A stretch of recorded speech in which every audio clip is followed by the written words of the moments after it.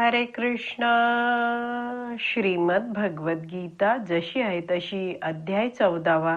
अध्यायाचं नाव आहे गुणत्रय विभाग योग. 4था श्लोक वाचायला सुरू करत आहोत. सुरू करण्याआधी श्रील प्रभुपादांना प्रार्थना करूया. हे श्रील प्रभुपाद, आम्ही भगवद्गीता हा ग्रंथ वाचून समजून घेण्याचा प्रयत्न करीत आहोत. त्यासाठी आम्हाला आशीर्वाद द्या. धन्यवाद प्रभुपाद. श्लोक क्रमांक 4. भगवान श्रीकृष्ण अर्जुनाला सांगतात, सर्व योनिषु कौंतेय मूर्तयः संभवन्ति या तासां ब्रह्म महत् योनी अहम बीज प्रदः पिता. भाषांतर. हे कौंतेय, भौतिक प्रकृतीमध्ये जन्म घेऊन सर्व योनी प्रकट होत असतात आणि मी बीज प्रदान करणारा पिता आहे. शब्दशः अर्थ बघूया. सर्व योनिषु कौंतेय. कौंतेय म्हणजे कुंती पुत्र अर्जुना. सर्व योनिषु तर सर्व 84 लाख योनींमध्ये, ह्याचा अर्थ आहे सर्व योनिषु. कौंतेय म्हणजे कुंतीपुत्र. मूर्तयः संभवन्ति या. तर मूर्तयः म्हणजे रूपे, संभवन्ति म्हणजे प्रकट होतात, या म्हणजे जे.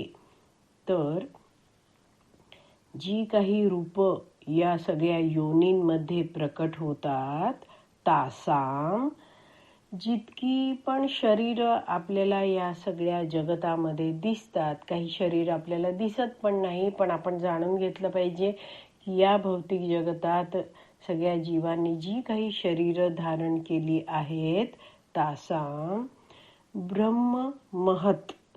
ब्रह्म महत् म्हणजेच महत् ब्रह्म.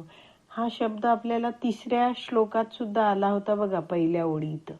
3रा आणि 4था शब्द आहे महत् ब्रह्म. तर ब्रह्म महत् म्हणजे महत् ब्रह्म, आणि ह्याचा अर्थ आहे प्रधान. तर भौतिक प्रकृतीची जी अव्यक्त अवस्था असते, ज्यामध्ये भौतिक प्रकृतीचे 3 गुण, सतोगुण, रजोगुण, तमोगुण, हे एकाच एक मात्रेत शांत असतात आणि त्यावेळी सृष्टी निर्माण झालेली नसते, तर त्यालाच प्रधान म्हटलं जातं, महत् ब्रह्म म्हटलं जातं. तर हे जे महत् ब्रह्म आहे ते योनी. योनी म्हणजे स्रोत आहे. म्हणजे तासाम ब्रह्म महत् योनी म्हणजे सर्व 84 लाख योनी आहेत, त्यांचा स्रोत, उगम हे महत् ब्रह्म आहे. पुढे म्हटलं आहे अहम बीज प्रदः पिता. म्हणजे अहम भगवंत म्हणतायत मी बीजप्रदः म्हणजे बीज प्रदान करणारा पिता आहे.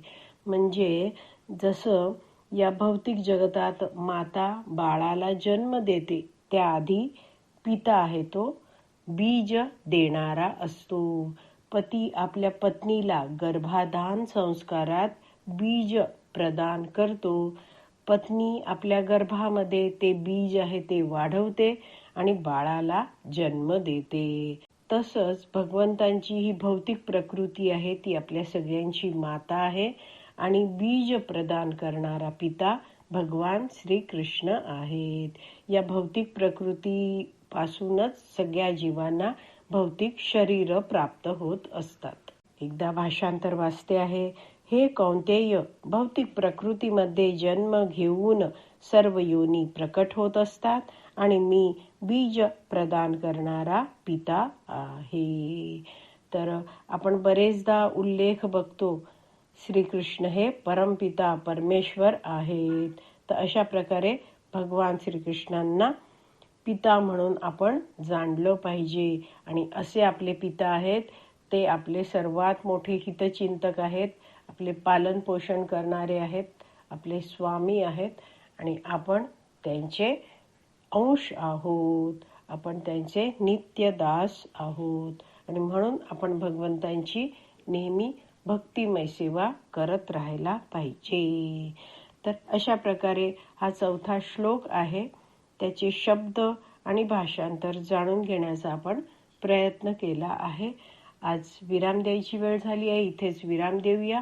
श्रीमद भगवत गीता की जय. श्रील प्रभुपाद की जय. हरी बोल.